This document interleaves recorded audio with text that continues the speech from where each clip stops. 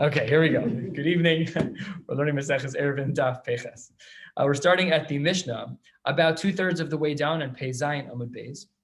This Mishnah we have seen concepts of. Yesterday, we were talking about this idea, almost like a pixie dust idea, of Rav Chananya ben Akavia, who held that you don't actually need to build a mechitza tluya.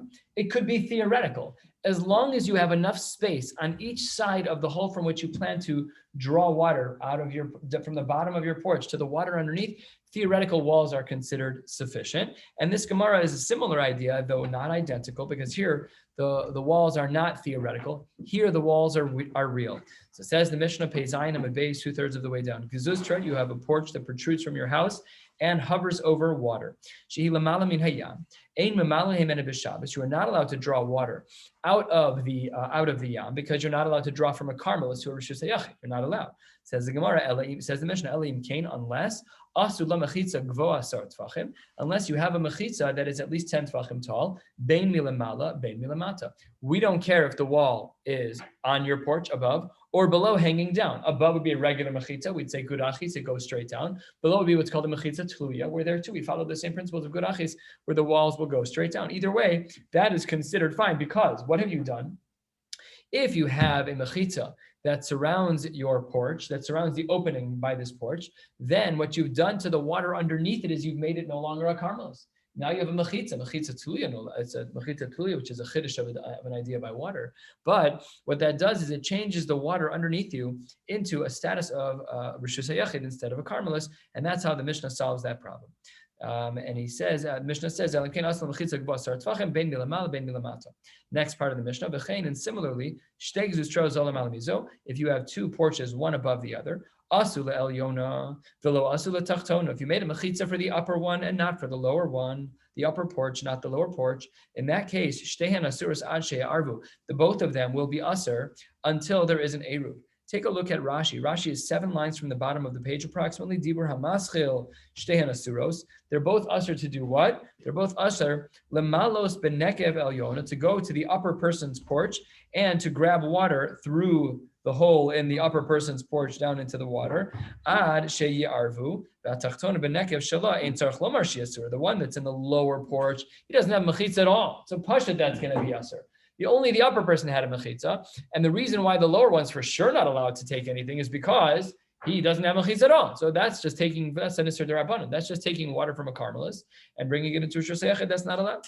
Back in the Gemara, we're right now at the beginning of the Gemara, about 3/4 of the way down. Pei Zayin Amud Beis. It says the Gemara, Mas Nisin, our Mishnah that speaks about an actual wall, an actual set of mechitzos, not theoretical. Yesterday, by Rav Chananya ben Akavia, we learned about this concept of kofifin, and we coupled it with goat achis. The walls theoretically bend, flap down if there's enough space. The mechitza tzuya in concept. So here the Gemara says, no, that's different than our Mishnah. Maslisin deloke Chananya ben Akavia, because Chananya ben Akavia said, Detanya Chananya ben Akavia Omer Gezustra sheyesh ba'arba al arba amos chokek ba'arba al arba umemale. If you have a porch that's 4 amos by 4 amos, namely 4 tfachim by 4 tfachim, and in the very middle you have a 4 amma by 4 amma, which is 24 tfachim by 24 tfachim, and in the very midst of that 24 by 24 tefach porch, you put in a 4 by 4 hole with which you're going to draw water from the yam underneath. So that works out for these theoretical walls. So that's the kasha on our Mishnah, which is our Mishnah says you need real walls. You can't have theoretical walls. It says the Gemara, not a raya, and we saw this answer yesterday. Amar Rabbi Yochanan mishum Rabbi Yossi ben Zimra lohiter Reb Chananya ben Akavia el b'yama shel Tveria. We spoke about this yesterday. Maybe the chiddush idea of Rav Chananya ben Akavia, maybe this idea that one who has yet to have real walls for mechitza tluya can use theoretical ones. Maybe that's only in some cases. Lohit Rav Chananya ben Akavia el b'yama shel Tveria hol v'yeshla, because it has a lot going on surrounding it. Yeshla ugnayim, there is a rim to that water space. Yoros in cities and karfefios and enclosed fields. Mekifos, so the water's enclosed. Aval b'shar memos, with other waters low. Maybe Rav Chananya ben Akavia would agree to our Mishnah that you need mamish mechitzas, and you're not allowed to just use these theoretical mechitzas. So right now, if we paused right here, are we allowed to draw water from a porch that has a hole in the middle of the porch to reach down into the water? The answer is that seemingly l'chol hadeos, even Rav Chananya ben Akavia, as long as you have real mechitzos teluyos, you're good to go. If you don't, then the only heter would be in Yamashal Tveria. Tanu Rabbanan, the rabbis taught us 8 lines from the bottom on Pei Zayin and Aleph. The next 12 lines or so, 15 lines, are 3 dinim that we learned from Rav Chananya ben Akavia, one of which is our sugya, 2 of which is not our sugya. So says the Gemara, Tanu Rabbanan, we learned in a brisa. Gimel Dvarim Hiter Rav Chananya ben Akavia Lanshe Tveria. There are 3 things the Rav Chananya ben Akavia Hiter was lenient for with the people who lived in Tveria. Memalin mayim miguzustra b'Shabbos. Number 1 is the din that we've been discussing. Number 2, v'tomnin be'atza. Tomnin be'atza, they can insulate in atza. Rashi, 3 lines from the bottom. Dibra maskel v'tomnin. What would they do? V'tomnin peirosehen be'atza. They would insulate their fruits in atza. What's atza? Psoles kitnis. It was the psoles, the leftovers of kitnis, of legumes, of beans of some kind, and they would use this as a form of insulation. Very good. So we don't know what it means yet. Is it a Hilchos Shabbos issue? What is this? So let's see. We're not there yet. And what was the 3rd din that Rav Chananya ben Akavia was matir? Umistavkin ba'alontis. That one was allowed to dry off with a towel on Shabbos. Now, our towels are probably way more absorptive than the towels that they had back in the day. The towels that we have, if you fill them with water, they probably are 5 to 10 times heavier than their base weight. They retain a tremendous amount of water. So let's see how this works in their times. And let's go through all 3 of them. The first thing that Rav Chananya ben Akavi was matir for Anshe Tveria, Mimal my migzus Shabbos hada amra. That's our case. That we know. We saw that yesterday. The Rav Chananya ben Akavia taught us that one is allowed to use theoretical walls, at least by the Anshe Tveria, at least by the waters, by the body of water over there. 4 lines from the bottom. What was the case of v'tomnin be'atza maihi? What was the case of insulating fruit in atza, in the chaff, in the leftovers of the legumes? So before we read this brisa, just a reminder, we know that food can transfer tuma as long as one of 7 liquids is used that's touching that. However, we learned this already in Maseches Shabbos. It has to be l'ratzon. It has to be that you want that to happen. Otherwise, it doesn't work. Titania, as the brisa writes, hishkim lahavi psoles. Let's say a person wakes up early in the morning and they want to go get the psoles to insulate their fruit. Okay, why did you get up early? Im bishvil sheyesh alav tal. If the reason why you got up early was to capitalize because we know that there's morning dew and you want to use that as part of your insulation, well then if that's the case, harehu b'chiyutan. B'chiyutan, I'll just reference the pasuk here. I don't know it by heart. I'm reading it from the side. The pasuk reads, "B'chiyutan ma'im al zera." If there is water that is put onto zera, onto vegetation, the nafal minivlasam alav tamehu lachem, and something that's a nevela will touch it, it becomes tameh. This pasuk is representative of the idea of ma'im hamachshirim, that if an apple is wet and you are tameh and you touch it, you make the apple tameh midrabanan. So says the Gemara that if the reason why you got out of bed early to go get this insulation material was because of the dew, then you wanted the dew, you wanted the water. And tal, yad shachadam, the test in yad shachadam is tal. So if that's the case, then pashut, you're going to be machshir the food. However, the imbishvil shelo yivatel mimalacho, no, you weren't getting up early because you needed it to be, you needed the what's it called, the atzah to be moist. It's not because of that. You just had to get to work.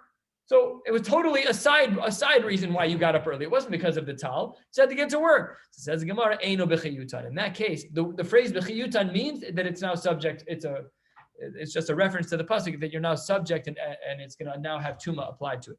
But when your ratzon wasn't there, your ratzon was just to get to work on time. I don't care if the atzah is dry or moist. It makes no difference to me. So at the end of the day, we would say in that case, Eino b'chiyutan. And here's what Rav Chananya ben Akavia taught us. Tistam anshe Tveria kimi shelo yevatel mimalachto dami. This was a hard-working community. Top Rashi, anshe Tveria balei malacha hayu. These people had a very good work ethic. If they were getting up at the crack of dawn to go get atzah, it was not because it was liquid necessarily. It wasn't because of the tal. It was simply because they wanted to not waste time at work. That was din number 2. We learned our case of gezustra, that you're allowed to pull up water with theoretical walls. We learned case number 2, that you are allowed to insulate with atzah, and that there will be no tuma as long as your motivations were about saving time as opposed to actually using the dew that's on the atzah.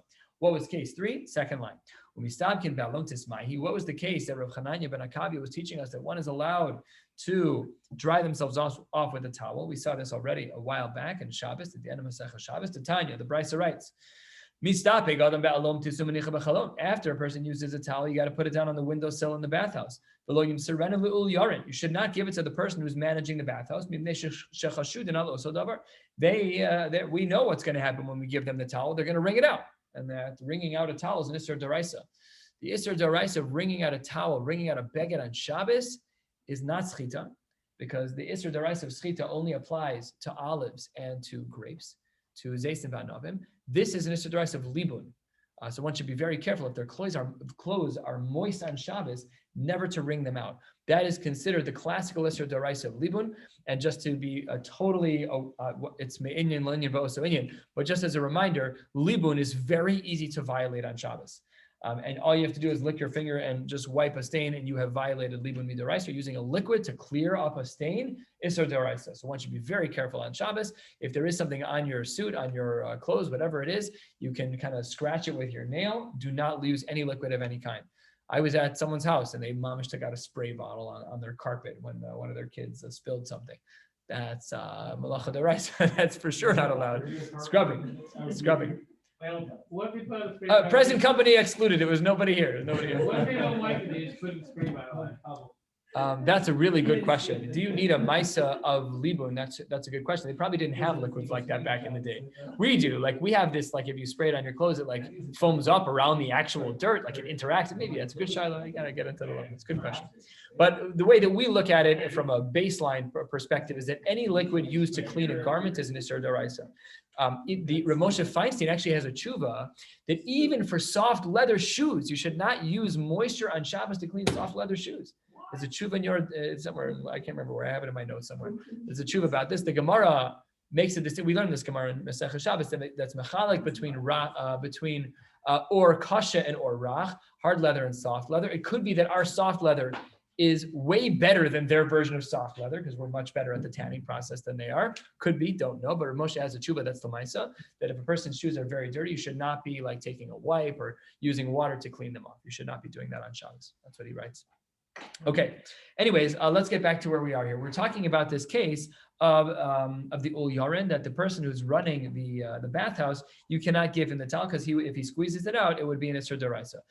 Reb Shimon Omer, Af Mevia Biyado L'Soch Beiso. Reb Shimon says that you are allowed to even bring that home. So that's din number 3.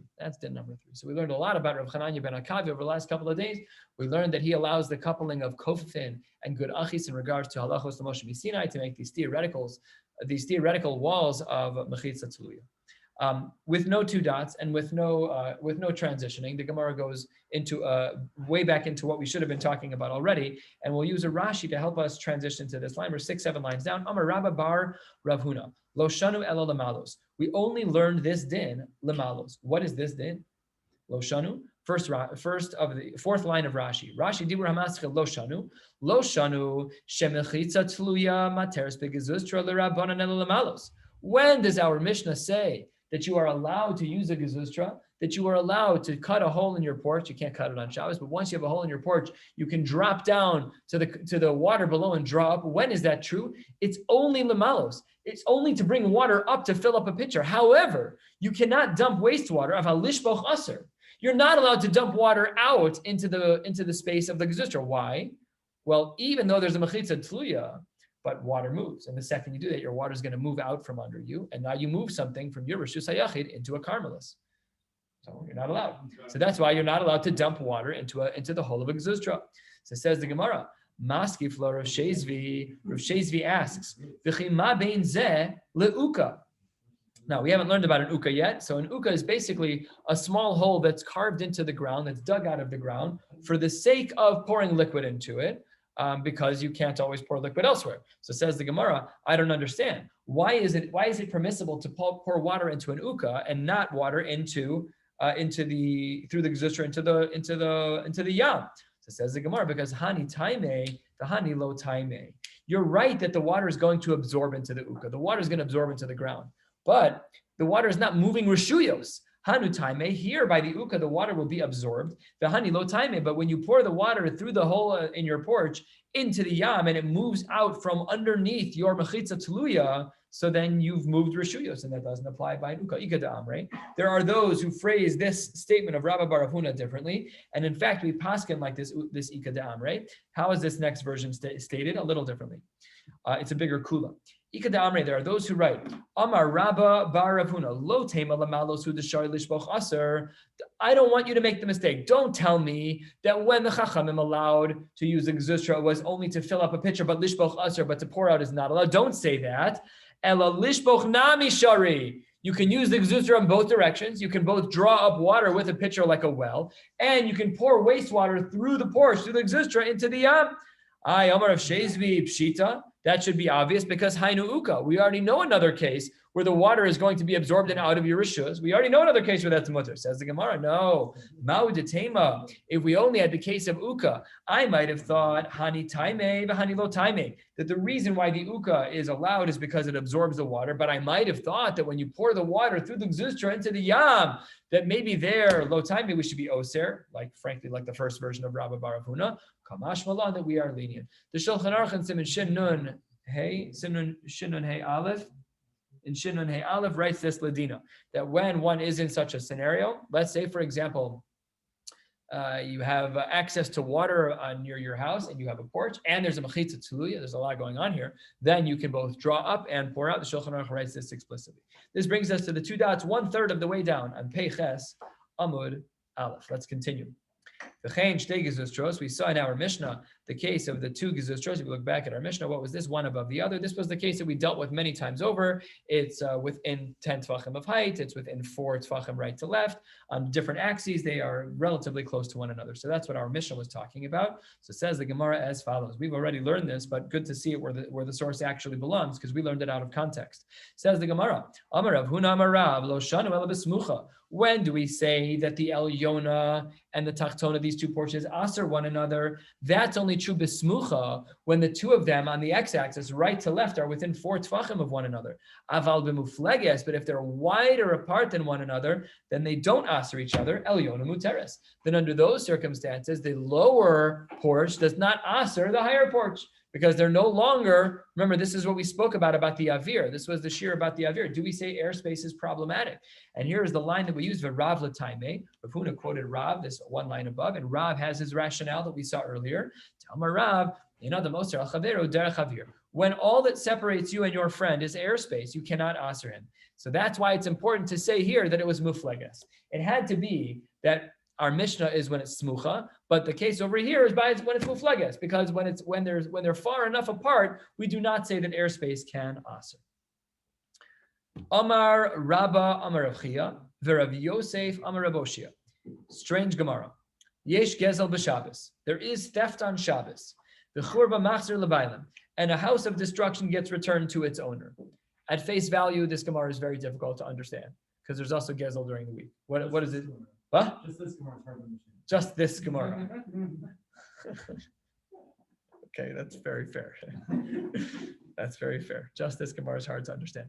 So says the Gemara, there is gezel on Shabbos, and Rashi here highlights what that means is that you should not do this. It's not allowed. But let's say that your friend has a property that you use regularly. He gives you permission to use all the time, and you want to use it as part of your Eruv. You're allowed. And not that you're allowed, but that if you do it, it works. Just like gezel. Just like gezel, if you do gezel, you made a kinyan. It's aser, it's an isur d'oraisa, and there's a mitzvah of a heshivas like zel asher gazal. By the way, this is one of the lavin in the Torah. Gezel is one of the lavin in the Torah that you have no malkos for. Normally, we have a rule that a lav sheyesh bo ma'isa, you get malkos. Here, it's a lav sheyesh bo ma'isa. I did something biyadayim, but this is what's called a lav hanitak la'aseh. When you have an isur d'oraisa that's tethered inherently in the Torah to a mitzvah saseh, which is the flip side of what you did. The Torah says, "V'heshiv esagzela asher gazal." So if you stole something, that's a lav, then you have to return it. V'heshiv esagzela. So then there's no Isser Malkos there. But this Gemara is only a comparison to gezel. If you take someone's property, if you use someone's property without their permission, technically speaking, you should be able to carry there. There's gezel, the conceptual theft of property works. So then the Gemara says, but I don't understand, because then the next line was that you have to give it back to your friend. So it asks the Gemara halfway down, Peches Meral, Hagufa Kasha. I don't understand what you're talking about.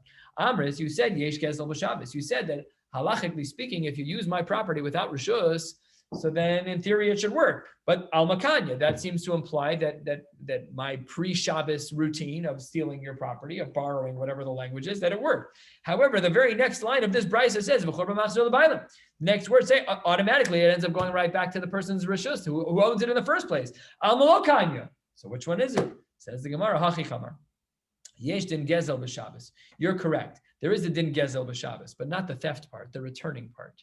What does it mean, Yesh din gezel b'Shabbos? That there is an application of theft on Shabbos. The application of the world of gezel on Shabbos is that the heshivas agzel asher gazal ketzad dechor b'machzor lebaylim.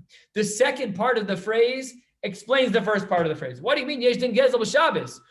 It means that if I try to take your property, then instantly the heshivas agzel asher gazal.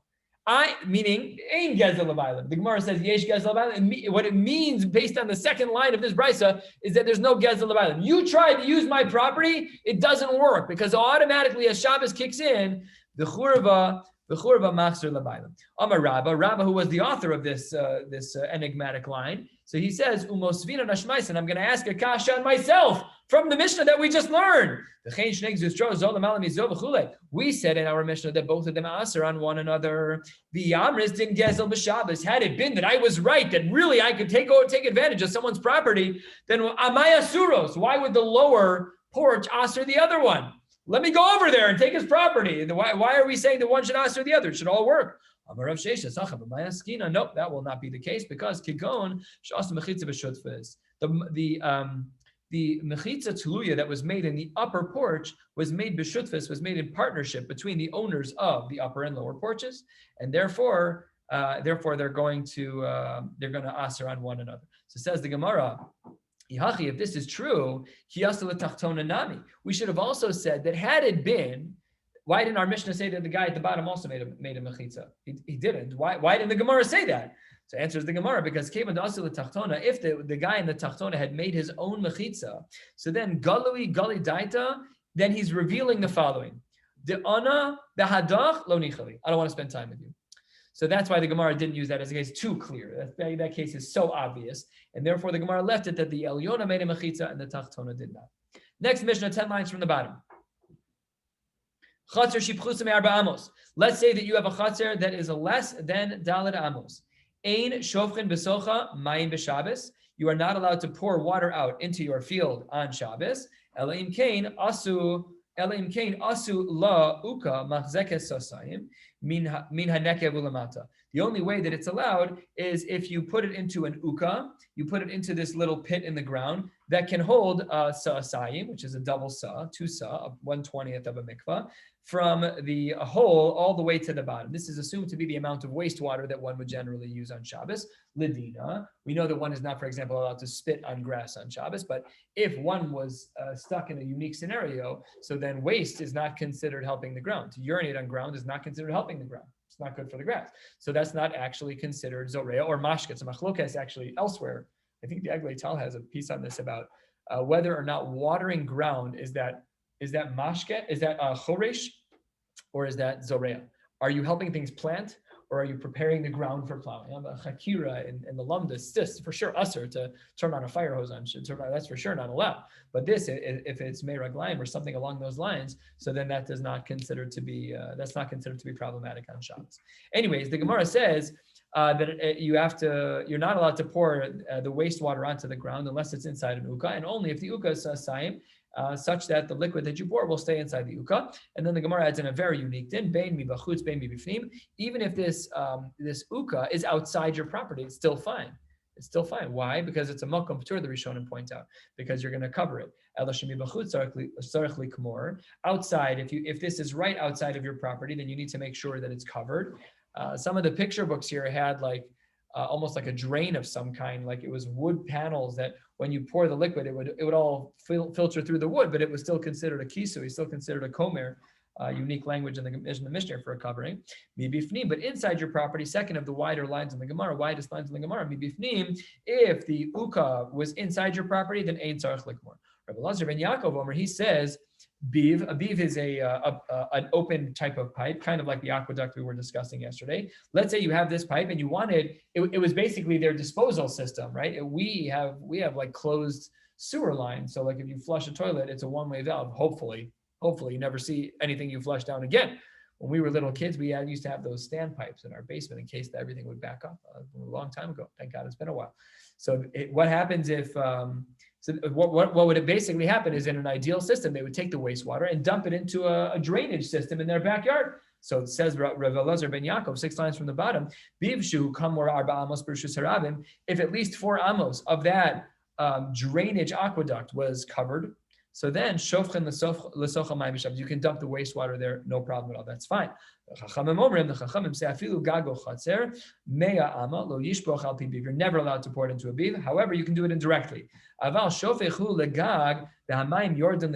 you are allowed to pour on something else and have it drain into the beef, drain into the drainage to the waste aqueduct. That would be totally fine, indirect. I remember learning by Hilchos Shabbos that if a person were to wash Natilas Yadayim outside on concrete, so that's mutter. Afal pi, that the water will drain at some point to some water saturated, to something that wants water. It'll go to grass. It's still mutter because it's considered very indirect. So this is quite similar, is that we're not allowed to put it directly into this is derabanan, that's deraisa. This is a big surprise. This is less surprising than that. But if you had like a roof that you'd pour it on and then it would perfectly drain into the drainage system in the beef, then you're totally fine. Okay, we'll see that there's a shita that doesn't agree with that in the Gemara a little bit later. How do we measure? Remember how this Mishnah started. This is only true if it's pchusa me arba amos, and we'll see in the Gemara why this is the case. It'll be the opening question of the Gemara. But how do we measure the 4 by 4? It says the Gemara, if you have a chatzar viha achsadra mitzdarf from the arba amos. If you have a chatzar and an achsadra, the Meforshim write that an achsadra is a part of the chatzar that is enclosed with a roof. Right, it has open walls, but enclosed a gazebo of some kind. So that can be included in the math when we are trying to measure whether or not we're allowed to pour something onto the ground in our yard. And similarly, if you have 2 porches that face one another, only some of them prepared an uka before Shabbos. So then, as sha'asu uka mutarin, those who prepared the groove in the ground to pour in the wastewater, they're allowed to do their thing, no problem. However, as shelo asu uka asurin, those who are not allowed to do those who did not make an uka, those who did not prepare the uka before Shabbos asurin, they're not allowed to pour the wastewater. That's not allowed. And can you double up? We'll see in the Gemara today. Can 2 people use the same uka? Okay. As I already hinted to, the Gemara is going to ask this question. My taima, what's the reason? What's the reason for what? Second line from the bottom. And Rashi, Dibra Maskal, my taima. My taima, achatzer psucha me arba amos koi, demashma ha'arba amos shari. If you look at the beginning of our Mishnah, it says only a chatzar that's less than dalet amos. That's where we have a limitation, that you can only do this with an uka. So my taima, what's the reason for the limitation? Why is it only when there's less than dalet amos, but more than 4 amos is fine? So it says the Gemara, 2 answers. Answer number 1. Amar Rabba, it actually might be Rava, and it actually might be Rav. There's a Rashi on the top of the next number that has Rav when quoting this Gemara. So it says the Gemara, Amar Rabba or Rava or Rav, Mipnei she'adam asuli stapik sasayim mayim b'chol yom. It's normal to generate 2 sa'ah of water every day. That's why it has that amount. And be'arba amos adam rotza l'zalfa. What basically would happen is during the summer months when the earth was very dry, so we have grass, so we don't have to live in a very dusty area. People who live in the desert do. People who live on dirt roads do. So what people would do is when their backyards, when it was very dry out, they would sprinkle water over their yard to kind of wet down the sand, so it wouldn't kick up all the time. And the perfect amount of water for dalet al dalet is 2 sa. So that's what Rabbah says, is that people would be mizalfa, they would use the liquid to just flatten the sand, to just weigh down the sand. That worked out perfectly. On the top of Peches and Beis, we'll see. We're going to see the rest of the shita. Pachos midalid. However, if the chatzar that we're dealing with is less than dalid al dalid, so then Rashi adds in a couple of keywords. Top Rashi, eino re'uya lezalef. That's not the right type of yard to use 2 sa'ah for. It's too small. And then v'shofchan, back in the Gemara, pachos midalid. If the yard is less than 4, so that's not the type of yard that you'd be mizalef, where you'd add water to kind of keep the dust at bay. We wouldn't work that way, and therefore shofchan, you'd spill it out. That's why we have the din of an uka, and therefore ida avid uka shari ilo asar. And if you have the uka, because there's too much water in a beis sasayin, you therefore cannot use it mizalfan unless you made an uka. That's answer number one. Answer number one again is that we're using this to be mizalik. We're using it to lower the amount of dust by watering it down with the liquid that we are trying to get rid of, as well, and not clear from the Gemara, though it will be clear from the Gemara. Rabbi was of the opinion that we only do this mizalik, we only sprinkle water to minimize dirt when it is a square shape of 4x4 or larger. Okay, not a rectangle, as we'll see soon. But that's not explicit in the Gemara. The Rishonim here add that in, and it's based, of course, on what's happening in the Gemara next. So that was answer number one. Rabba, and now we're going to learn Reb Zera. Again, our question, why is it that our Mishnah made a distinction of less than Dalet and more than Dalet? Rabba said because we're going to use the base sasayim, the sasayim of liquid, in order to minimize dust. What does Reb Zera say? Dalet amos taime. It's very simple. Now, this is very simple. If you have 4 amos, that will absorb this amount of water. However, pachos midalet amos lo saime. It just won't absorb it. Just not too much ground. Now, I think we may know a little bit more. If ground is super parched, it'll absorb a tremendous amount of water. You know, when you put down sod on your property, they ask you to water your grass like excessively because they want the roots to grow extremely deep. Your grass will last longer, more beautiful, blah, blah, blah. So we may know more, but that was their assumption at the time, is that dalet al dalet, the appropriate amount of water for a dalet al dalet is sasai. Okay, fine. My beinaihu. What's the difference between these two shitas? The shita of Reb Zera, that we use water in a dalet al dalet scenario to weigh down the dirt, just to keep the dirt down, to moisten the dirt. So my beinayu, Amar Abaye, arich v'katin ika beinayu. Arich v'katin is a rectangle. Arich v'katin ika beinayu.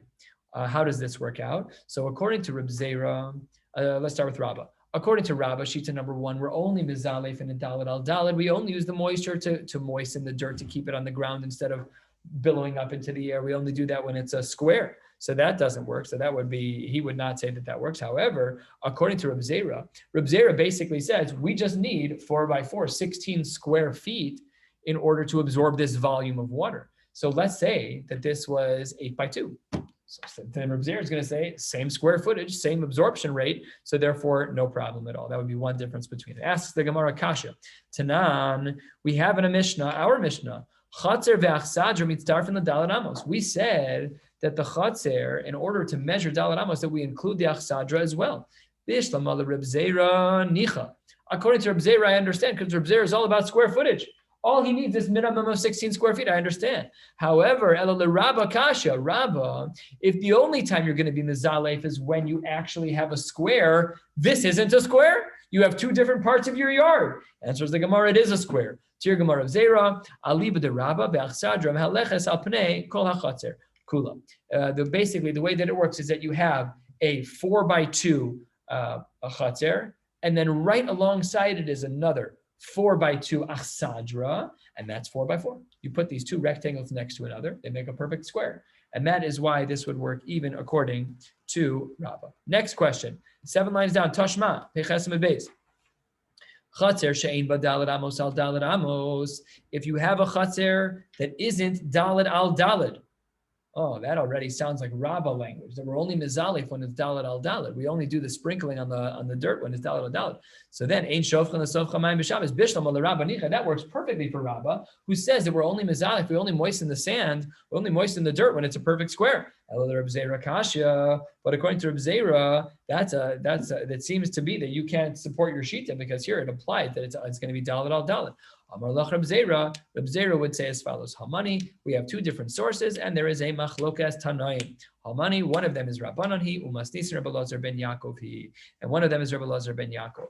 And if you look back in our Mishnah, it's referring to the machlokas in our Mishnah about Rabbi Elazar ben Yaakov. Looking back on Peches Medalef for just a moment, 6 lines from the bottom, what does Rabbi Elazar ben Yaakov say? B'ivshu kamor arba amos b'rshus harabim. He says that it needs to be dalet amos. The next line, the Chacham Momrim say absolutely not. Dalet al dalet doesn't work. So these shitas are playing out right here.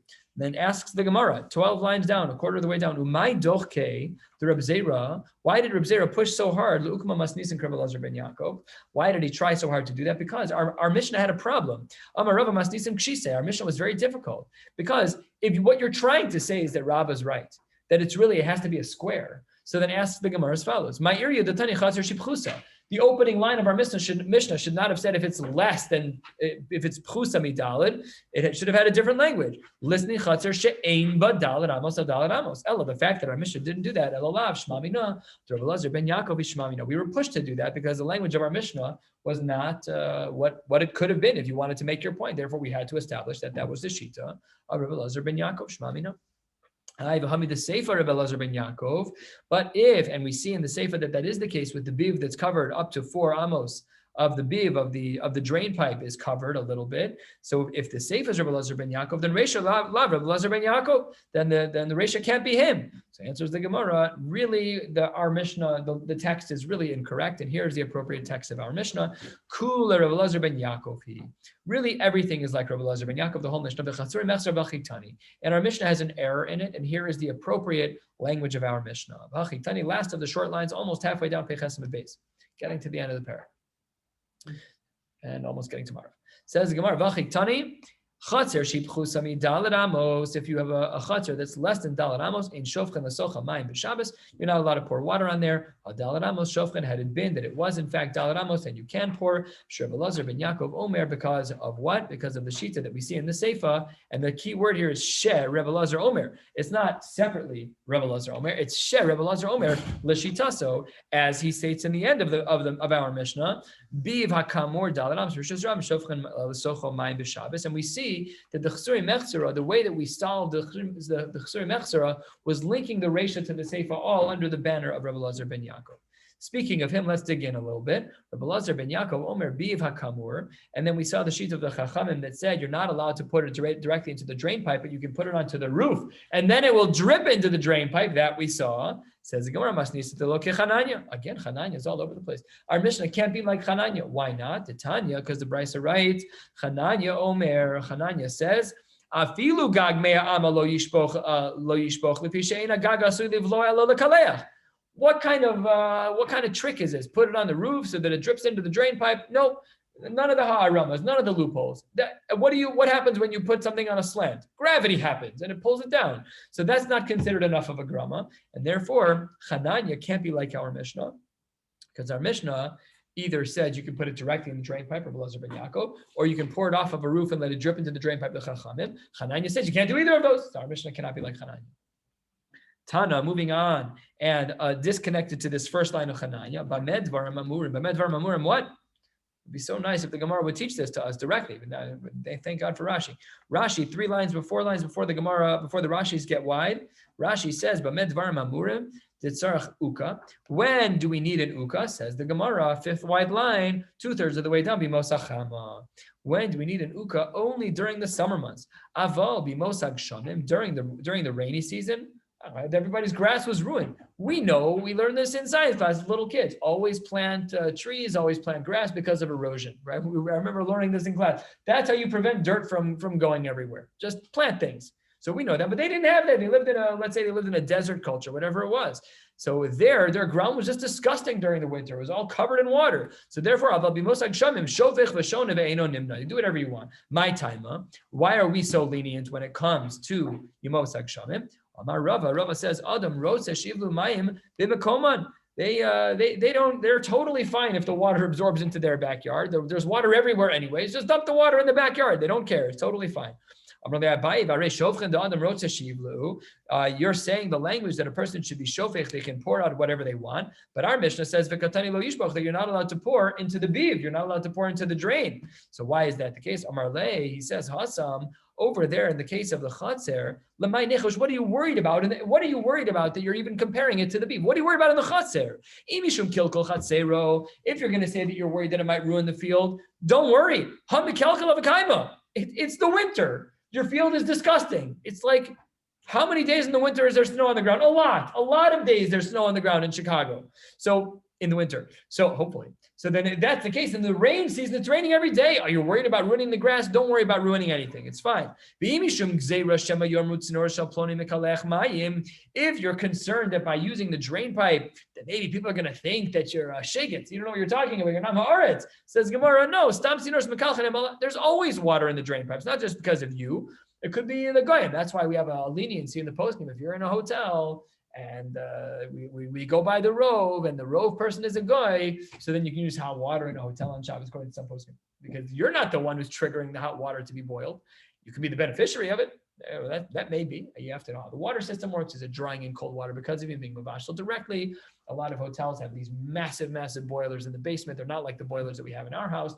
You have to figure out the systems, ask your local Orthodox rabbi. But this type of sugya would connect to that type of shiloh. So that's how we answered the first question about why we don't care about dumping water onto our fields during Yemos Gshamim. Second answer, Amarav Nachman b'Mosag Shamim uka machzik sasayim nostan l'sasayim. In the winter months, if you have an uka that can hold 2 sa'ah, then you can put in 2 sa'ah. However, and I should say, not however, and if it's machzik sa'ah, if you have a smaller uka, very small hole that only can hold 1 sa'ah, so then nostan lo sa'ah, then you're still allowed to use that. In contrast, b'mos hachama, you're not allowed to do that. If it's machzik sasayim nostan lo sasayim, that's for sure true. If it can hold 2 sa'ah, you can pour in 2 sa'ah. However, in the summer months, sa'ah ein nosnin lo kol ikar. But if it only has the capacity to hold 1 sa'ah, you can't put anything in it at all. So why is it that by the winter months, if there's only 1 sa'ah, you're allowed to pour in a sa'ah? By the summer, if it can only hold 1 sa'ah, we don't allow any pouring at all. It says the Gemara, b'mos hachama nami machzik sa'ah nesiv l'sa'ah. If it can hold a sa'ah, pour in a sa'ah. What are you worried about during the winter months? Who cares? It says the Gemara, gzeira dilma asi lite lasasayim. In the winter months, what are we concerned about? That you're going to overflow it, and what will happen? It will leave your rishus and go into another rishus, and that was the concern that we've been talking about the whole time, is pouring out of your rishus. That's what we didn't want to do. That's how we started the whole day today, with pouring through the hole in your porch into the yam, which ends up becoming a carmelis once you leave the walls of the mechitza tzulia. So that's what we were concerned about, is that the water will overflow in the summer months, and it will be a problem. Says Gemara, if that should be Mosag Shamim Nami Ligzor.